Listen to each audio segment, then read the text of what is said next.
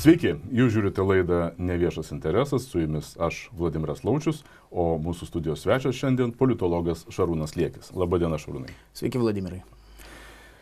Kaip neliko vadinamiesiems šviesos kariams, kaip juos vadina Darius Kuolys, su kuo kariauti, nes koalicijoje nebeliko Remigijaus Žemaitaičio, jų pagrindinio taikinio iki šios vasaros, taikiniai ėmė keistis. Ir turbūt pastebėjai, kad jau, turbūt nuo Liepos mėnesio pagrindiniu taikiniu tapo premjeras Mindaugas Sinkevičius, kuriam iš pradžių buvo prikaišiota tų šviesos karių labiausia, ir nacionalinio transliuotojo, žinoma, visos šitos komandos, vadinamojo Vilniaus burbulo, kalbant ir apie politinės partijas, ir apie žiniasklaidą, daktaro disertaciją. Ir dabar skandalas pučiamas aplink jo sutuoktinės darbovietę. Noriu paklausti pirmiausia, tai kaip atrodo, ar šitas skandalas tikrai yra vertas nacionalinio masto skandalo lygio, arba šitie skandalai, daugiskaitį reikėtų sakyti, ar tai tikrai vertas nacionalinio dėmesio dalykas arba dalykai, ar čia yra vis dėlto daugiau kerštas už tai, kad socialdemokratai ir dabartinis jų pirmininkas, dabartinis premjeras vis dėlto mėgino keisti LRT įstatymą ir LRT valdymą? Priežasčių, ko gero, yra pakankamai daug, bet visos priežastys matyt susiveda į tai, kad jeigu asmuo yra nesvarbus, jeigu politinė jėga, kuriai atstovauja, yra nesvarbi, tai atitinkamai ir puolimo nesusilauksi. Nes čia mes tiek ir iš psichologijos žinom žinių tokių elementarių pakankamai, kad tai, kas yra svarbu, prieš tai yra nukreipta ne tik susižavėjimas, bet paprastai yra agresija, nepasitenkimas, pyktis. Ir netgi jeigu pasižiūrėsime bet kurias situacijas, kur, sakykime, žmonės balsuoja vieni už kitus, tenais renka, tai labai dažnai yra toksai senoviškas, pakankamai toksai primatinė tokia baimė įsiskirti, būti kitokiu. Ir paprastai, jeigu už to žmonės visi, ta prasme, pritarė jiems pilnai, yra jais patenkinti, tai yra kažkas tai negerai. Tai reiškia, jis netlieka tos svarbos funkcijos, ne? Tai šiuo atveju mes kalbam apie tai, kad vis dėlto akivaizdu, kad tas vyriausybės pasikeitimas, jos perdėliojimas yra pakankamai svarbus oponentams ir oponentai nukreipia pakankamai didelę agresiją viešoje erdvėje prieš socialdemokratų vyriausybę. Aišku, čia dabar yra pasirinktinai, yra pasirinktas vienas asmuo, premjeras. Tai ta agresija iš principo liudija tos kaitos svarbą ir sisteminį tokį nepasitenkinimą tai, kad vis dėlto yra svarbi persona, kuri meta iššūkį tai nusistovėjusiai konjunktūrai.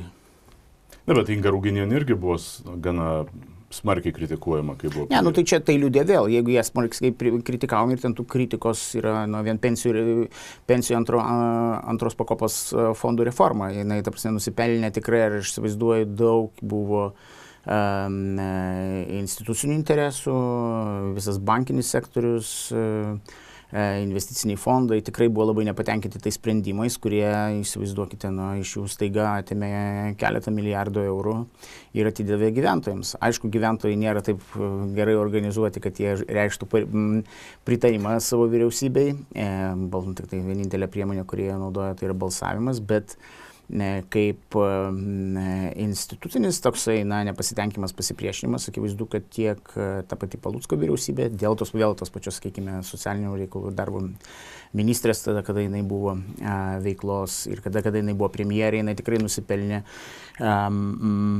to puolimo, nes jinai įžengė į didžiulį interesų lauką ir sistemą, kuri vos ne porą dešimtmečių egzistuoja, kuri buvo vis dėlto nebuvo nei racionali, nei atstovavo gyventojų interesų, jinai buvo staiga sulaužyta.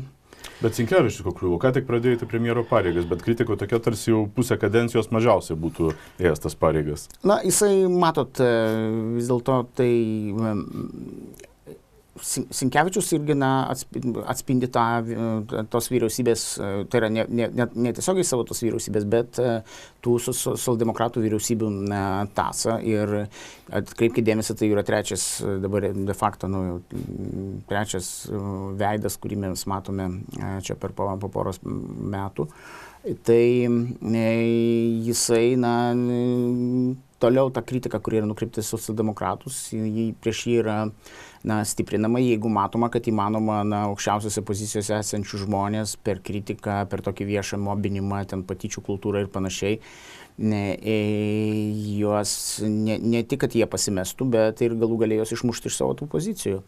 Tai ta pasiteisinusi praktika yra tęsiama, o turint omeny, kad tam tikros politinės jėgos yra stipriai suaugusios ir su žiniasklaida. Ir mes matom, kurioje žiniasklaidoje būtent tie kritiniai straipsniai pasirodo ir kas tos straipsnius rašo, kokia yra redakcinė politika. Tai čia nereikia būti, ta prasme, supergenijum, kad šitos dalykus suprastum. Tai... Kaip tik šitoj studijai buvo Darius Kuolys vasarą, kai buvo keliamas tas skandalas dėl disertacijos, premjero rašytos disertacijos, tai jis tada minėjo, kad, įdomu, tik pradėjęs eiti pareigas premjeras, kuris turėjo svarbių pokalbių, svarbių susitikimų ir tikrai svarbių pokalbių ne jam, o Lietuvai su užsienio valstybių lyderiais. Apie tai nacionalinis transliuotojas net nesiteikė pranešti, visas buvo įsisukęs tik į skandalų pūtimą.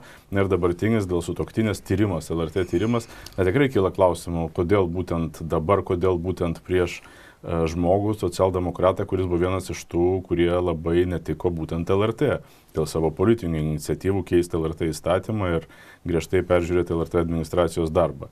Tai čia išeina, kad mes, mokesčių mokėtojai, dabar susimokėm iš savo kišenių nacionaliniam transliuotojui, kuris užsiima tuo, ko jis nori, o ne tuo, ko nori tie, kurie moka už nacionalinį transliuotoją. Ne, tai yra akivaizdi interesų tų grupių susidūrimas, nes LRT vis dėlto, kaip bebūtų, irgi yra kalba, kas kontroliuoja LRT redakcinę politiką, sakykime, kokios laidos pasirodo, kurios kūrybinės grupės gauna pagrindinius užsakymus, jeigu ten netaip seniai pasirodė skaičiai, kiek kam ko mokoma čia už vienus metus, tai čia yra ilgalaikė tendencija, kad yra ištisos interesų grupės, kurios žiniasklaidoje yra svarbios, yra susijusios su politinėmis grupėmis, ta prasme yra susijusios su politikais, akivaizdžiai. Matome, koks yra finansavimo šaltinis ir kokie jų būtų praradimai, jeigu vis dėlto ta LRT reforma pavyktų. Tai bet čia mes paliečiam tik tai vieną aspektą, o dar jeigu, sakykime, visą tą žiniasklaidos privatų sektorių, privačios žiniasklaidos sektorių pasižiūrėtume, tai irgi matytume, kad ko gero tie patys žmonės vienu ar kitų klausimų yra vėl persidengę su LRT darbotvarke. Jų pasirodymai ir ko gero tas pats finansavimas eina iš kelių šaltinių. Ta prasme, čia kada visi ten stebisi, kaip ten galima kelius šimtus tūkstančių vienai grupiai ar vieno ar kito autoriaus grupiai gauti, tai ko gero jie gauna ne tik kelius šimtus tūkstančių. Ta prasme, skaičiai ko gero yra kur kas rimtesni ir didesni. Ir čia, žinot, tada kesinamasi į tą pajamų ir gėrio šaltinį tai grupiai, tam žmogui ir tada, aišku, ta visa grupuotė priešinasi, nes jie pasikeitus taisyklėmis, jie ko gero nelabai turėtų ten galimybių reikštis ir uždirbti. Ir čia buvo tokių klausimų kilę, kaip išeina, kad daliai komercinės žiniasklaidos priemonių, kai kuriems naujienų portalams taiga kažkas pasikeičia vadovybės galvose ir jie pradeda aršiai ginti būtent LRT administracijos poziciją, bet interesas dažnai būna finansinis, turbūt yra labai paprastas atsakymas. Tai labai paprasta, jeigu mes ten tos finansinius srautus atsektume, aišku, pas mus tuo čia niekas nelabai užsima, bet jeigu atsektume tos finansinius srautus, tai mes pamatytume labai tikrai įdomių dalykų. Jeigu LRT atliktų tyrimą, pavyzdžiui, kokius renginius finansuoja ir kokia iš to būna nauda daliai komercinės žiniasklaidos. Taip, ir kas veda tus renginius ir įvairiuose, sakykime, kodėl vieni žmonės, būtent tokie, šitie žmonės, o ne kiti žmonės, kur čia yra tas meritokratinis aspektas, ta prasme, kodėl jie yra nusipelnę gyventi geriau, o ne kiti, kurie yra labiau kompetitingi. Irgi tie patys, kuriuos Darius Kuolys vadina šviesos kariais. Taip, tačiau yra visa grupė, jau čia ir, sakysime, jie yra vos neinstitucionalizuoti ir yra tam tikra vieta. Čia profesionali šviesos kariuomenė, nebe šauktiniai šviesos. Ir jie yra pakankamai profesionalizuota ir jinai yra aiškiai vieta užima žinių hierarchijoje. Tai jų klausia ten įvairiausiais tokiais pakankamai trivialiais klausimais, ten, sakykime, bendrai užsienio politikos klausimais ir panašiai, jie bando komentuoti ir šnekėti apie viską, ko jie nei supranta, nei žino, ta prasme, turi kompetencijos, ir mes matom masę tų žmonių, kurie, sakykime, kažkoks tai ten tarimas influenceris, jisai ten komentuoja, sakykime, tą patį premjerą, arba jie bando šnekėti apie Trumpą ir panašius dalykus, kur nei tam laukia žmonės dirbė, nei jie supranta, nei netgi formalaus įsilavinimo tiem klausimams neturi. Čia Delfi turi tokią tokį pomėgį skelbti straipsnius, žinomi žmonės įvertino tą ir tą, žinomi žmonės pasakė, kad ir jie viską žino. Tai čia yra labai bloga tendencija ir priartina praktiškai tą žiniasklaidą, kuri visą laiką dar turėjo tokių ambicijų, kad jinai yra rimta žiniasklaida, skaitoma žiniasklaida, jinai priartina save prie tokios geltonosios spaudos lygio, kur koksais The Sun Anglijoje, Didžioji Britanija, jeigu tu pamatysite, ką ten spausdina, tai panašiai praktiškai mūsų didžioji dalis to žiniasklaidos, jinai nusiritusi į tą lygį. Gal net ir šiek tiek žemesnė. Dar žemesnė. Net ir geltonus daiktus galima daryti kokybiškus, o galima prastus. Ir ten, matai, labai dažnai ir popierinės versijos, visos geltonosios spaudos. Didžioji Britanija toliau žmonės laikraščius varto ryte prie kavos, pas mus jau šito nebėra. Grįžkim prie politinių partijų. Šiaip ar taip, bandymas skandalizuoti kažkokius dalykus, jau čia galės rinkėjai vertinti, kiek tai rimta, kiek tai iš tikrųjų buvo verta dėmesio, kiek ne. Jis atsirado po to, kai nebeliko pagrindinio priekaišto socialdemokratams, kaip jie drįso būti valdančioje koalicijoje su Remigijaus Žemaitaičio partija. Viskas, Remigijaus Žemaitaičio partijos valdžioje nebėra. Ir dabar įdomus dalykas, žinoma, kritika persiorientavo tada į kitas sritis, to reikėjo tikėtis, bet kalbant apie pačią Remigijaus Žemaitaičio partiją, pasižiūrim šį mėnesį atliktą Spinter bendrovės apklausą, tai yra bendrovė, kurioje pirmose vietose tradiciškai Tėvynės sąjunga Liberalų sąjūdis, tai matys susijęs su metodikomis, pasiekiamumu tam tikrų rinkėjų grupių, bet taip jau išeina, kad ten dažnai jie rodo visai gerus rezultatus būtent centro dešinės partijos, tos, kurios populiariausios Vilniuje. Ir būtent šios bendrovės apklausoje rugpjūčio mėnesį paaiškėjo, kad Nemuno aušra aplenkė Liberalų sąjūdį, kuriam visada rodomi geri rezultatai ir atsidūrė 3 vietoje po 2 didžiausių partijų. Tai gana įdomus reiškinys, tai jos nebeliko valdančioje koalicijoje. Remigijaus Žemaitaičiui jau skelbti kaltinimai dėl krūvos dalykų, atrodo jau viskas, jau partija skandinama ir dar jeigu ne visai paskandinta, tai vis tiek jau kažkur nustumta į paribius. Bet ne, štai populiarumas, žiūrime, yra visai aukštas. Ar gali tai paaiškinti, kodėl? Matot, retoriškai jie visą laiką aptarnavo tą tokį antisisteminį tą interesą, nepasitenkinimo sistema. Bendra situacija matome, kad toj pačioj Lietuvoje tiek ekonominė, tiek bendra tokia visuomeninės sveikatos prasme, jinai tikrai negerėja. Sakykime, to pati bedarbystės klausimas, skaitome kiekvieną dieną vos ne kiek įmonių bankroto, yra didesnių, mažesnių. Tas yra nepasitenkinimas, kaip apskritai visa ta sistema funkcionuoja. Dabar matome situaciją, sakykime, su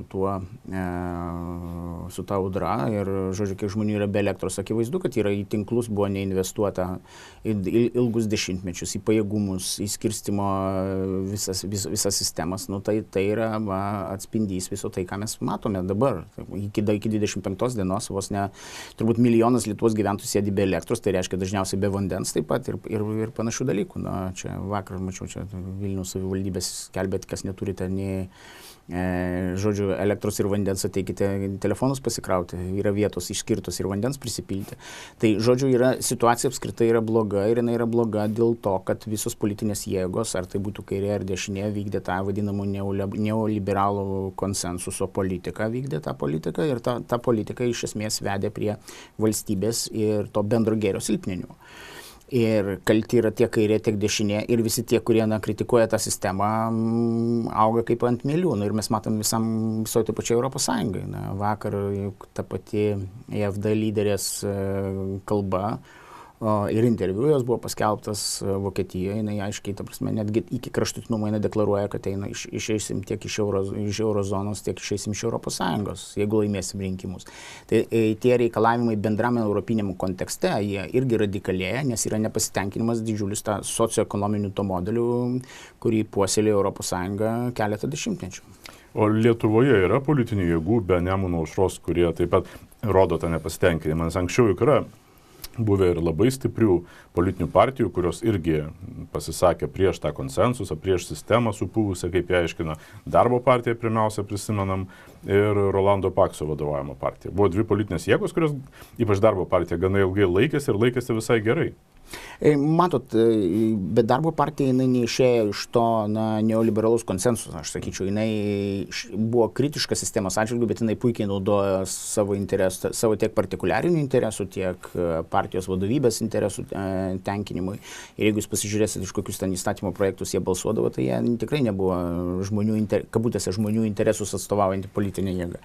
Tai Pakso partija, jinai startavo pakankamai spalvingai ir įspūdingai, bet, Pakso apkaltos procesas, realiai sustabdė jų visą raidą, kaip politinės jėgos raidą, juos marginalizavo politinėme gyvenime. Ir galų galia net jų tas idėjinis pagrindas, iki šiol nelabai aiškus, kiek jie ten yra liberalai, kiek jie yra ten už kokį valstybės dominuojamą ekonomikos modelį, iki šių dienų nėra aišku. Potencialą akivaizdu, kad turi dar dabartinėme mūsų politinėme peizaže, tai Valstiečių partija, jeigu jinai toliau sugebėtų vystyti tuos pagrindus, kuriuos jinai buvo pasidėjusi dar čia, kada buvo Karbauskis partijos vadovybėje, tai jinai ko gero su tokiu kultūringu alternatyviu požiūriu jinai turėtų tikrai šansą augti kaip tokia jėga. Klausimas vėl priklauso nuo organizacinio potencialo. Vis dėlto partijų ta organizacinė pusė labai iššlubuoja, visi pasitenkina lyderių dominavimu, o partijos kaip organizacijos nėra vystomos. Jeigu mes ten kalbėtume, pavyzdžiui, kad ir Vengrijos pavyzdžiui, tas pats Fidešas ilgą laiką, praktiškai porą dešimtmečių čia vos nevaldžioje įsilaikęs, tai jisai rėmėsi labai stiprią partinę struktūrą. Tarp kitko, ką turi Lietuvos Tėvynės sąjunga. Turi stiprią partinę struktūrą. Tai norint išsilaikyti valdžioje, būti valdžioje, reikia ne tik turėti galvas ant pečių, bet reikia ir organizacinę struktūrą. Ir akivaizdu, kad be tokio ideologinio apmąstymo ir galvojimo apie tai, kaip čia tą realybę galima keisti, yra labai sunkiai tiems politikams bus labai sunku kažką tai padaryti, nes vis dėlto politinės partijos užpildo tam tikrus gyventojų poreikius. Tai yra saugumo poreikiai, ten, sakykime, tenais ekonominio saugumo, ten sveikatos kažkokie poreikiai. Ir tarsi, jeigu tu nišų neužpildai, arba tų trūkumų ir tų tuštumų, kurios žmonės turi, jeigu tu neužpildai nei retoriškai, nei praktiškai, arba sakai, kad mes nieko negalim padaryti ir visą tai reguliuoja Europos Sąjunga, tai mes susidurėm su tokia sisteminė krizė, kurioje mes realiai dabar ir esame, ir toje pačioje Lietuvoje, ir visoje Europos Sąjungoje. Nes politinės jėgos jos tiesiog nesugeba spręsti problemų, jos negali spręsti. Tas instrumentarius, kurios yra jų rankose, yra ribotas visų pirma konteksto, kadangi Europos Sąjunga stipriai riboja, tiek, sakykime, silpnėjančių Jungtinių Amerikos valstijų hegemono dabar vaidmens. Ir jeigu netaip seniai teko man Turkijoje būti, tai jeigu taip buitiniam lygmenį su turkais pasišneka, tai sako, palaukit, labai gerai, kad mes į Europos Sąjungą neįstojame. Čia ir būtų didžiausia nesąmonė, mūsų vystimasis būtų stipriai ribotas. Ir jūs pasižiūrėkite infrastruktūrą toj pačioj Turkijai. Kokio lygio. Tai ta prasme Lietuvai tai pačiai yra labai toli ir daugybę metų iki tų dalykų. Tai, žodžiu, ten taip nebūna, kad elektra dingstų, taip kaip pas mus, nuo vėjo ar dar kažko.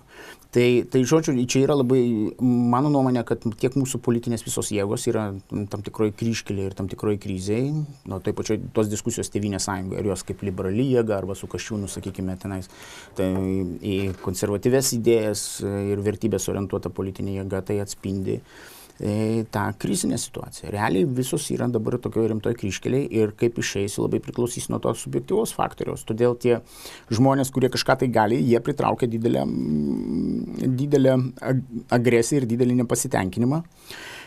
Ir čia, kada mes pradėjome nuo pačio premjero, nuo jo asmens, nuo Sinkevičiaus, tai atspindi tą situaciją, kai bijoma stiprių lyderių, bijoma hierarchizuotos prieigos, nes hierarchizuota prieiga gali išspręsti. Visą laiką tas orientavimas į konsensusą yra silpnos visuomenės ir silpnos valstybės ženklas. Visą laiką žmonės veikia kaip meritokratinė ir hierarchizuota struktūra. Tada sprendėsi problemos, kažkas tai buvo sukuriama, padaroma, o dabar, kada mūsų visa valstybė yra performuota į tokį, sėdmaišininkų būrelį, kur kompetencija yra nesvarbu, gali bet kas būti bet kuo ministrų ten ar policijos komisarų.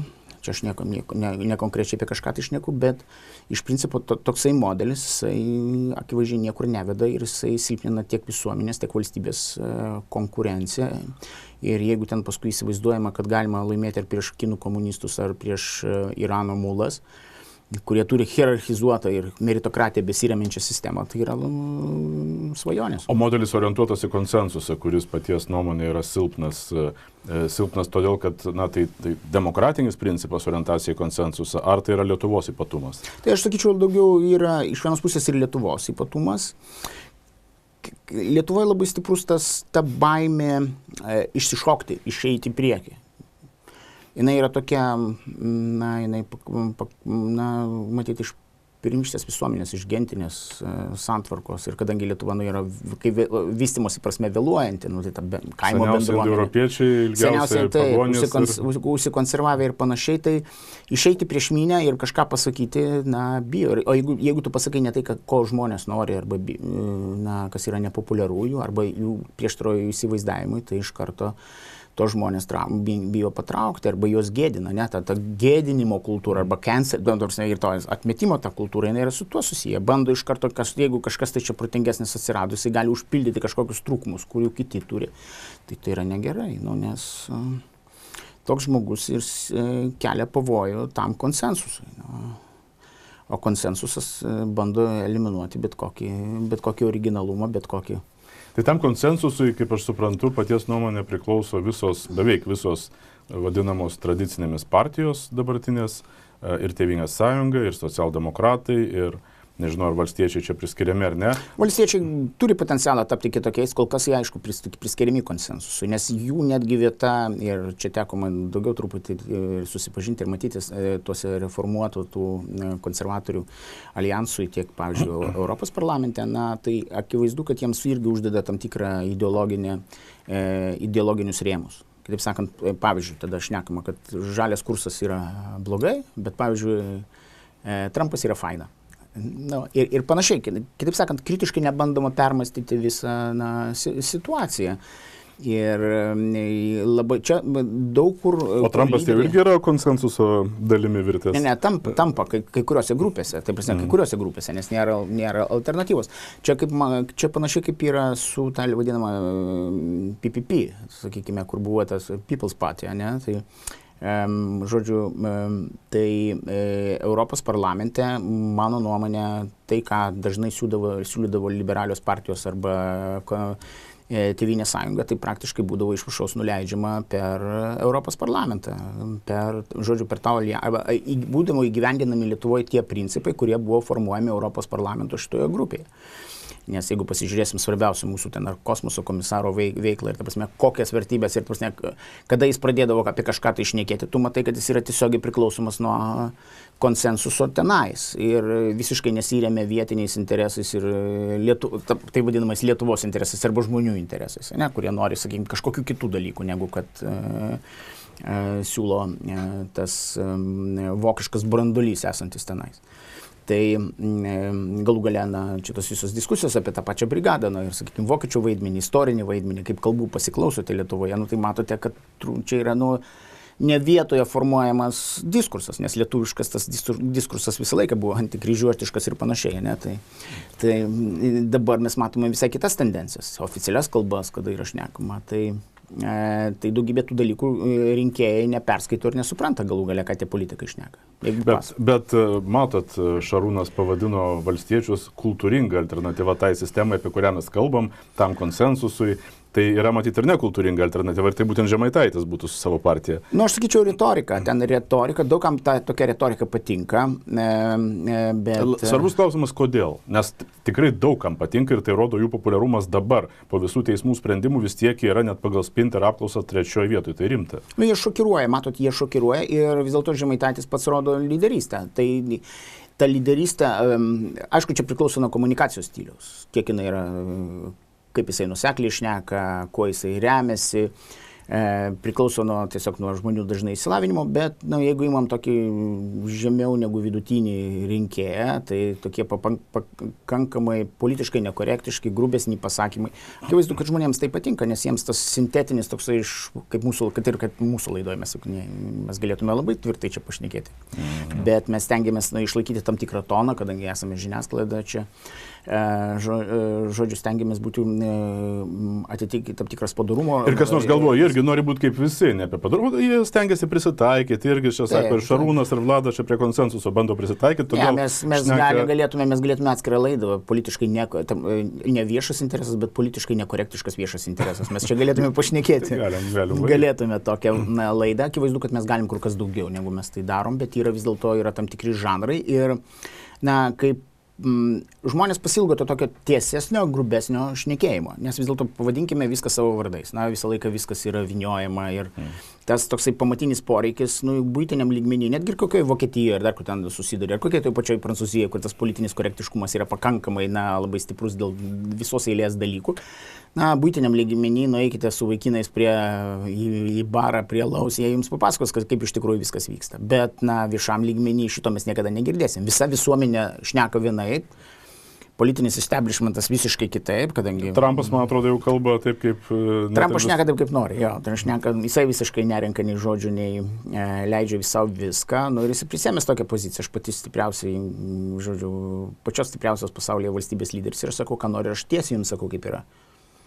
Nors aišku, iš esmės, jeigu jūs ten bandote tą politiką dekonstruoti ir pasižiūrėti, kokias tendencijas jis atspindys, nelabai ten skiriasi nuo tos pačios Obamos politikos. Aišku. Tai būtent tas ir yra įdomu. Ir ar nėra taip, kad Remigijus Žemaitaitis iš tikrųjų nelabai skiriasi nuo tų, kurios pats kritikuoja ir priskiria tam burbului, supūvusiam elitui, o pats iš kur jis atėjo? Taip, ir tai mes žinoma, iš kur jis atėjęs, ilgai Seime buvęs, dažnai nesiorientuoja elementariuose dalykuose.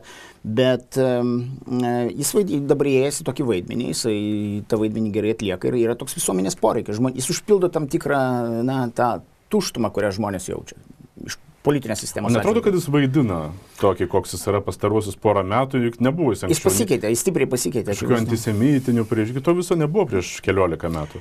Taip, netgi atsimenam, kai buvo, pavyzdžiui, prezidentinė kampanija, jisai pakankamai gerai ją dėliojo, pakankamai gerą rezultatą parodė ir pakankamai aiškiai atsakinėjo į klausimus. Mažai buvo tos tokios charizmatinio tipo komunikacijos. Tai jis pakankamai profesionaliai tos dalykus. Ar mano nuomonė, kad, aišku, jis turi, kaip ir visi politikai, turi konsultantus ir konsultantai yra labai svarbus, tai matosi, kad konsultantų įtaka jam yra svarbi ir jis vaidina tam tikrą vaidmenį, užpildydamas tą poreikį, koks visuomenėje yra.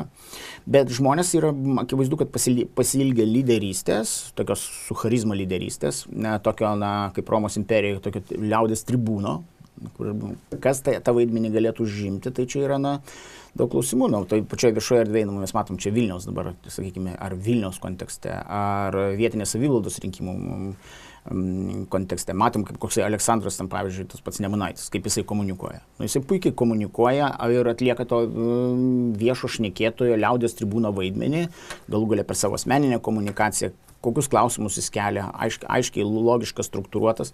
Ir irgi yra kultūringa alternatyva. Ir kultūringa alternatyva, ir žmonės tokio šnekėjimo yra pasiilgę. Ir galų galia, kai jis pasiskelbė, kad jisai įsimerus ir visa ta neigiama reakcija, tas heitas, ta neapykantos kalba, kur buvo prieš jį nukreipta, rodo, kad jisai yra labai rimtas priešininkas ir su juo reikia skaitytis. Todėl, kada puola, kritikuoja, neigia, dergia, tai rodo, kad tie žmonės yra vis dėlto svarbus. Jie yra svarbus visuomeniai ir gali spręsti visuomeninės problemas. Bet kalbant apie Žemaitaičio partiją, vis dėlto ar tikrai užtenka vien tik kalbėti, laužant padorumo taisyklės, atrodyti grubiems tokiems, kurie viską rėžia tiesą, jie, žinoma, vaizduoja, kad tai ką kalba, yra ta tikroji tiesa, be vyniojimo į vatą ir panašiai. Bet ar vien tai, ar vis dėlto ir turinys to, kas sakoma? Nes turinys yra koks iš esmės, taip kaip kalbėdavo Darius Kuolys apie genčių karus Lietuvoje, kad mūsų partinė politika virto genčių karais. Tai iš tikrųjų viena iš tų didžiausių genčių yra tie jo minimi šviesos kariai, kur branduolį sudaro Tėvynės sąjungos simpatikai. ir bendražygiai įvairūs, ir iš finansinių paskatų einantis kartu ir iš kitų paskatų. Tai tie šviesos kariai veikia kaip gentis, bet niekas iš esmės iš kitų minėtų mūsų partijų, nei socdemai, nei tie patys, ko gero, valstiečiai, aštriai labai nepasižymė tokia kritika Tėvynės sąjungos. Tėvynės sąjungos sako, štai tie, kurie ne su mumis, kurie tie yra prieš mus, o tie, kurie prieš mus, yra blogis. Iš esmės jie demonizuoja savo politinį oponentą. O politiniai oponentai to paties nedaro. Socdemai, pavyzdžiui, visada labai švelniai stengiasi.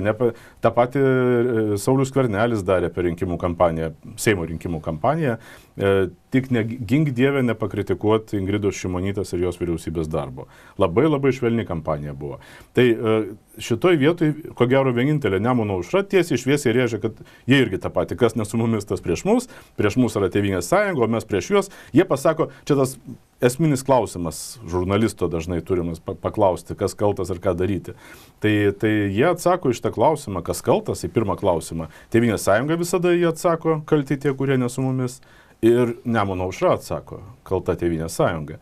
Ir būtent ta partija, kai įvardyja tai, ką seniai nori išgirsti rinkėjai, iš kitų partijų to beveik negirdi, iš socdemų beveik visai negirdi, iš valstiečių gal šiek tiek daugiau, bet irgi dažnai švelniai, iš demokratų Sauliaus Skvernelio partijos iš vis to irgi negirdėjo. Po visos Ingridos Šimonytės vyriausybės kadencijos ateinanti nauja politinė jėga, turinti kritikuoti, sakyti, mes geriau padarysim, mane darė blogai, labai švelniai kalbėjo apie Ingridos Šimonytės vyriausybę, turiuomenį Saulių Skvernelį. Tai Nemuno aušra išsiskyrė. To, kad pasakė, štai kas kaltas, pulkim juos, nes tai yra blogis. Tai gal šita strategija labiausiai pasiteisina? Ir matot, visos kitos politinės jėgos nedrįsta kritikuoti Tėvynės sąjungos, kadangi jeigu mes bandysime pasižiūrėti jų vykdomą politiką arba deklaruojamus principus, labai mažai skiriasi. Jūs atkreipkite dėmesį, sakykime, šias labai dažnai apie tą užsienio politiką šnekam. Ir matom, kad realių pasikeitimų tarp Tėvynės sąjungos ir socialdemokratų vykdomos politikos, užsienio politikos klausimais mes nematom.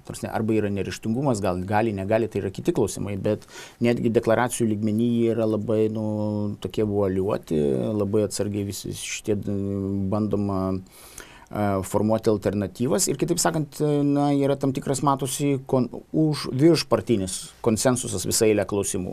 Tai o jeigu ta pati Nemuno aušra laikosi pozicijos tokios antisisteminės, sako, kad sistema yra bloga ir sau leidžia kritikuoti, visi kiti negali patys savęs kritikuoti, nes jie yra dalininkai visos tos politikos, kurią vykdė ir Tėvynės sąjunga. Tik Tėvynės sąjunga labiausiai ideologiškai artikuliuota buvo, didžiausią resursą, geriausiai ryšiai su žiniasklaida, akivaizdžiai matosi, irgi ryšiai su žiniasklaida, pakankamai yra gerai konsoliduota, daug žmonių, kurie gauna, buvimas Tėvynės sąjungos orbitos laukia apsimoka jiems. Tai ta politinė, kuri, kitaip sakant, atsilygina savo lojalistams. Skirtingai negu labai dažnai politikai įsivaizduoja, kad kažkas tai jiems yra kažkas skolingas. Tai beje, vienas naujausių įrašų Remigijaus Žemaitaičio socialinėme tinkle Facebook sienoje yra apie tai, kad socialdemokratai, ar socialdemokratų bendraminčiai, kurie kritikuoja Tėvynės sąjungos vyriausybės dėl jų vykdytos švietimo politikos, kad privatizavo švietimo sistemą, ko negalima buvo daryti. Sako, jūs kartu vykdėte šitą politiką, socdemai nemažiau atsakingi už tą patį švietimo sistemos privatizavimą, kiek ir konservatoriai. Tai čia pavyzdys yra konkretus pavyzdys, kur Nemuno aušra štai sako, žiūrėkit, jie visi vienodi. Bet ar tai tiesa? Ar tikrai galima tai taikyti beveik 100%? Matot, mes kalbam, čia ilgų procesų rezultatas, nes kokybė, nekokybė, sakykime, to švietimo sistemos remiasi ir tai, kad kas ruošia mokymo priemonės, vadovėlius, visas šitas sektorius yra privatizuotas, visi tie edukai, visokie ten šviesos leidyklos ir panašiai. Dabar kas privatizavo ir su kokios politikos rezultate jie atsidūrė privačiose rankose. Tai čia praktiškai viskas susiveda į Gintaro Stepanavičiaus ministravimo laikus. Kubiliaus vyriausybė, 8-12 metai. Taip, Kubiliaus vyriausybė ir realiai jau, sakykime, vėliau niekas nedrįso ir nesugebėjo keisti tos linijos. O kadangi buvo remiamasi tiek į Pasaulio banko rekomendacijas, sakykime, OECD ir panašiai. Visos tos organizacijos, kurios užtikrina to liberalios tarptautinės tvarkos egzistavimą, paprastai su nuorodomis į juos visą tą politiką buvo formuojama, tai visi jautėsi lyg ir bendradalininkai to. Ir jeigu mes pasižiūrėsim, kaip kas balsavo dėl vieno ar kito pakeitimo, Ir paskui galų gale net labai gerai prisimenate turbūt universitetų reformos bandymas nuo 16 metų, kur Skvernelio vyriausybė buvo pradėjus. Tik paskui jau ten, kaip sakant, dantis į tą klausimą atmušė ir jau suprato, kad tai yra kur kas sudėtingesnis uždavinys, kadangi sistema pasipriešino. Tiesiog ir akademinė bendruomenė stipriai pasipriešino tom idėjom, kurios buvo vėl, tarsi negriaunančios, liberalizuojančios. Bet iš esmės tas pats aukštasis mokslas, jis yra stipriai paveiktas ir jisai gyvuoja kaip liberaliame modelyje. Ties krepšelių sistema. Jūs pasižiūrėkite taip pačiu Lenkijoje.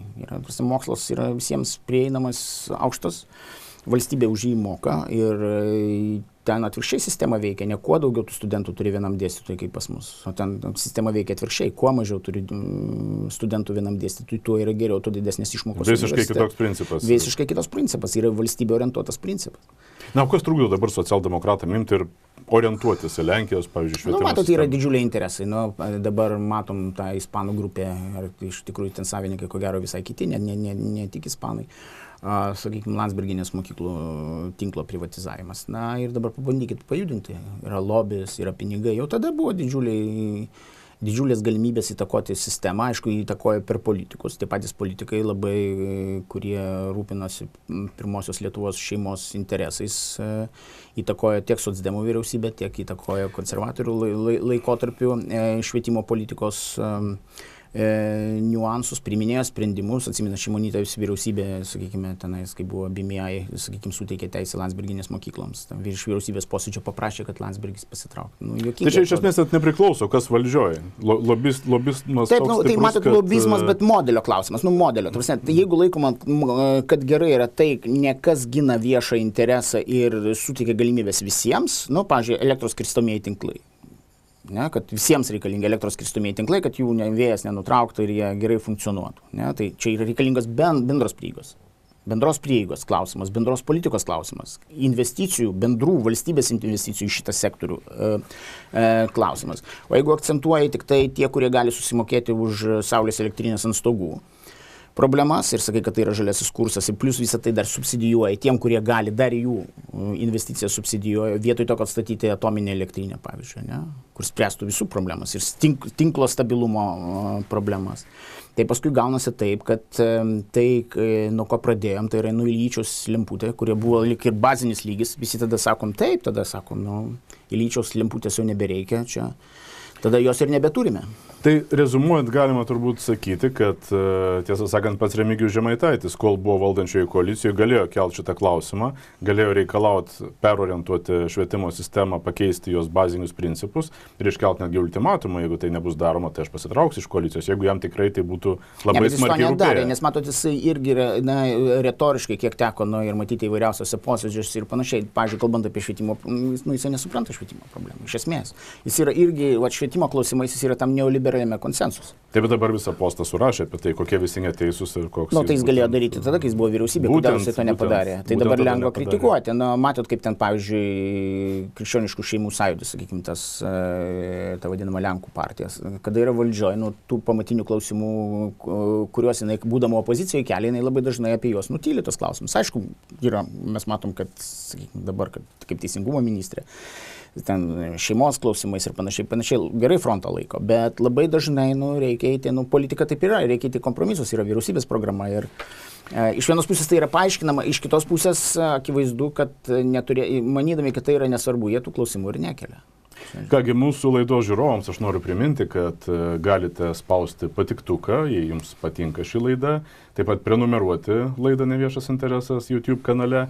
Na, o mes su Šarūnu šiandien vėl palėtėm tik iš tolo ir labai trumpai palėtėm temą, kurią žadėjome aptarti ir būtinai tai padarysime artimiausiu metu. Tai yra valstybės vaidmuo ekonomikoje. Šiandien mes trumpai užsiminėme apie valstybės vaidmenį švietimo sistemoje. Irgi tai reikės aptarti, tai labai svarbis rytis. O mes jau buvom užsiminę apie valstybės vaidmenį gynybos pramonės srityje ir kitose srityse, kur šiandien tikrai kyla svarbus klausimas, ar viskas turi būti palikta privačiam sektoriui, ar jis tikrai yra daug efektyvesnis, kaip mums 10 metų buvo kartojama tuo liberalaus konsensuso, apie kurį šiandien kalbėjo Šarūnas, ar vis dėlto valstybė sugeba padaryti gerai, o gal net ir geriau negu privatininkai. Susitiksime kitose laidose.